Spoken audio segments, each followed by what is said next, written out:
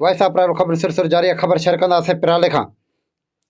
पिरालो sub division irrigation इंतिज़ामिया जी नाअहली सबबि अबुलवाह ते क़ीमती वणनि जी वाढी रुकिजी न सघी।